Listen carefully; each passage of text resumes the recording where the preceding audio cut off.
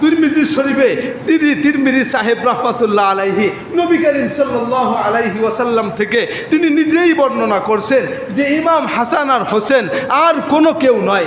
ইমাম হাসান হোসেন তোমাদের মতো সাধারণ কোনো মানুষ নয়। রাসূল করিম সাল্লাল্লাহু আলাইহি ওয়াসাল্লাম নিজ জবান থেকে বলেছে, ওয়াল হাসান ওয়াল হুসাইন সাইয়্যিদা শাবাবি আহলিল জান্নাহ। আরে হাসান আর হুসাইন তো ওই জান্নাতের যুবকদের সর্দার হবে।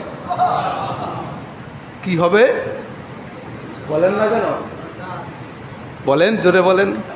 সম্মানিত হাজিরিন, অনেক দিন আগে একবার দানের বয়ানের মধ্যে বলেছিলাম যে আমার যুবক ভাইয়েরা রে, একটু লক্ষ্য করলে বুঝতে পারবেন যে আবু বকর রাদিয়াল্লাহু তাআলা আনহু ওই জান্নাতে যদি বয়স্কদের সর্দার হয়, ওমরে ফারুক রাদিয়াল্লাহু তাআলা আনহু তিনি মধ্যবয়সীদের যদি সর্দার হন, তাহলে আবু বকর রাদিয়াল্লাহু তাআলা আনহু জান্নাতের বয়স্কদের সর্দার হবেন একজন। কয়জন বলেন? একজন।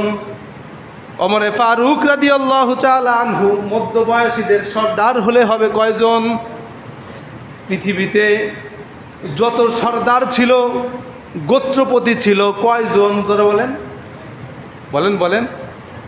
এক গোত্রের সর্দার থেকে কয়জন? একজন। এর বেশি থাকে?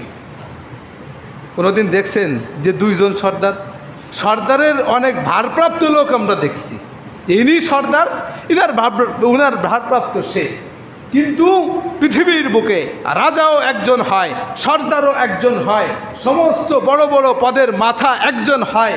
কিন্তু আল্লাহর রসুল সাল্লাল্লাহু আলাইহি ওয়াসাল্লাম এই হাদিসে আমাদের যুবক ভাইদেরকে একটা মেসেজ দিলেন, সেটা হলো যে পৃথিবীর বুকে সব কিছুর সর্দার একজন হলেও জান্নাতে যুবক তোমাদের সর্দার আল্লাহ ডাবল রেখেছেন। সুবহানাল্লাহি ওয়া বিহামদিহি সাইয়্যিদা শাবাবি আহলিল জান্নাহ। জান্নাতে যুবকের সর্দার একজন হবে না, যুবকের সর্দার হবে দুইজন। সুবহানাল্লাহি ওয়া বিহামদিহি। একজন হাসান, একজন হুসাইন। যুবক ভাইরা আপনারা কি খুশি না? হ্যাঁ, কি বলেন? আরে আমি তো খুশি। কেননা ওখানে যা দেখবো মুরব্বী বাবাজিদের সর্দার একজন, ওখানে মধ্যবয়স্কদের সর্দার একজন, কিন্তু আমাদের সর্দার দাঁড়ায় রইছেন আমাদের কলিজার টুকরা হাসান হুসাইন দুইজন। বলেন সুবহানাল্লাহি ওয়া বিহামদিহি। তাহলে আমাদের একটু পাওয়ার বেশি তো, কথা বলেন ঠিক কিনা? এই জন্য যুবক, আল্লাহর কাছে তোমার সব থেকে দাম। এই পৃথিবীর বুকে যত ধরনের মানুষ আছে, যত শ্রেণীর মানুষ আছে, সমস্ত শ্রেণীর মানুষ থেকে আল্লাহ পাক তোমাকে বেছে যাচাই বাছাই করে সব থেকে প্রিয় পাত্র বলে কুদরতি কোলে টেনে নিয়েছেন। বলেন সুবহানাল্লাহি ওয়া বিহামদিহি। এই যুবক, তুমি যদি যৌবন বয়সে তোমার চোখের পানি আল্লাহর জন্য ধরাও, আল্লাহ বলে এই চোখের পানি মাটিতে পড়ে না, তোর জামায় লেগে দাড়িতে লেগে শুকিয়ে যায় না, এটাকে আমার কুদরতি ডান হস্তে ধারণ করে আমি এটাকে রেখে দিই জাহান্নামের আগুন নিবানোর জন্য। আরো জোরে বলেন সুবহানাল্লাহি ওয়া বিহামদিহি।